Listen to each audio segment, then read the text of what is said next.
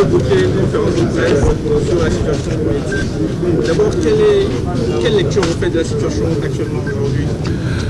Nous sommes dans une situation au Togo où tout semble être bloqué. Parce que les discussions intertogolaises qui ont eu lieu depuis 2006 vieillissent déjà, alors que les engagements pris par les acteurs politiques, le gouvernement et la classe politique de l'opposition restent toujours vivaces dans nos esprits et que les populations attendent toujours leur réalisation. Nous demandons avec insistance que le gouvernement togolais, pour une fois, entende ce cri de détresse de nos populations pour qu'on mette en place ces réformes-là afin de libérer l'avenir de ce pays. Parce que la situation actuelle n'arrange personne. Nous devons faire en sorte que, au sortir de ces réformes-là, qu'on les fasse et que tout le monde sache à quoi s'en tenir pour l'avenir. Il faut faire ces réformes au niveau constitutionnel et institutionnel, nous donner les instruments d'une bonne gouvernance afin de rassurer non seulement nos populations, mais les investisseurs étrangers, afin de rassurer la sous-région qui est en ébullition. Vous savez, tout ce qui se passe dans les pays voisins nous interpelle. On a intérêt à prendre les devants, faire en sorte que notre pays échappe à cela. Faire que les Togolais se reconnaissent dans leur gouvernement, que se reconnaissent dans cette situation-là que nous vivons, que nous devons vivre ensemble, que nous devons partager des valeurs ensemble, nous allons loin ensemble. Et ça, c'est beaucoup plus l'œuvre du gouvernement que de la classe politique de l'opposition. Nous sommes prêts à les accompagner pour qu'on arrive à un dépassement de soi, faire en sorte que les Togolais se retrouvent ensemble. Pourquoi vous mettez l'accent sur le mot de scrutin à 2 tours et la limitation de mandat avec effet immédiat? Non, ce n'est pas nouveau. Nous disons que nous aidons le gouvernement à réaliser ses propres engagements. C'est le gouvernement qui a pris des engagements. C'est eux.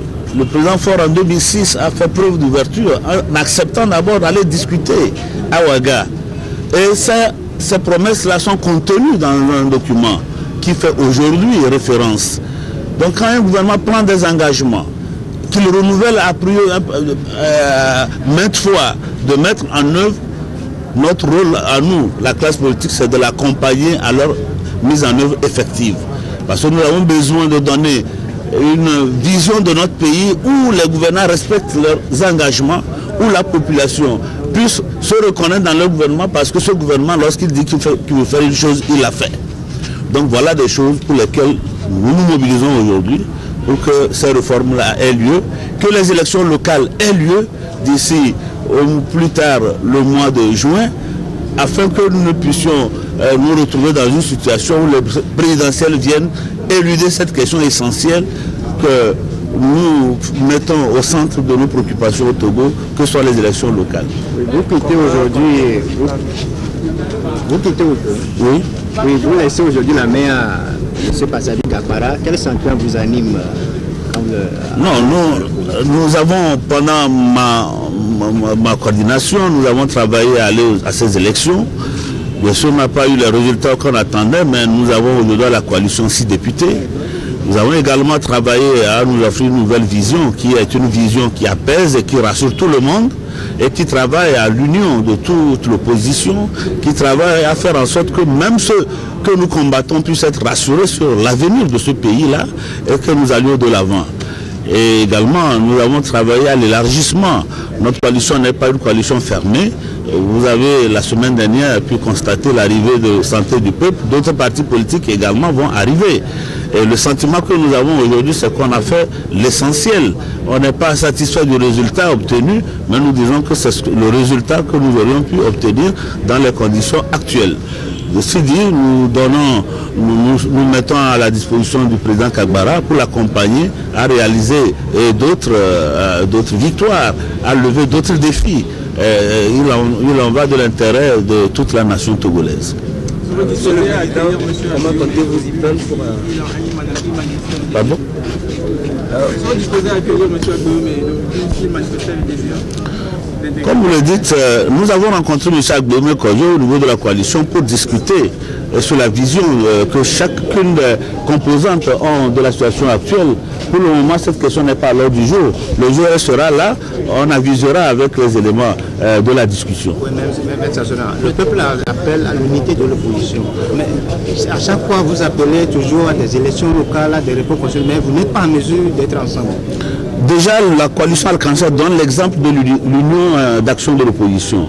Si nous avons fait l'effort de nous mettre ensemble aujourd'hui à 6 et demain certainement à 7 ou à 8, c'est que la coalition Arc-en-Ciel est dans la démarche de l'unité d'action de la coalition.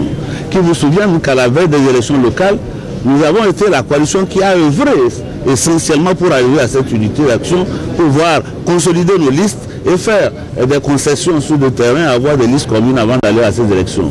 Cela même, on l'a payé à nos dépens. On l'a fait à nos dépens, ça nous a pris énormément du temps, on a délaissé le terrain, on a eu le résultat qu'on a obtenu.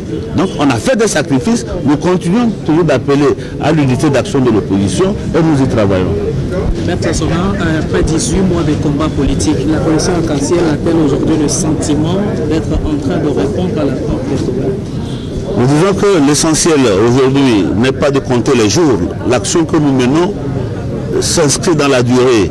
Et le jour où on verra ce peuple-là heureux et content de se retrouver dans le qui le gouverne, satisfait au plan social et économique, la coalition Arc-en-Ciel peut dire que bon voilà, la mission a été accomplie. Donc nous ne comptons pas les jours, mais nous voyons tout l'effort que nous devons déployer pour arriver à ce résultat.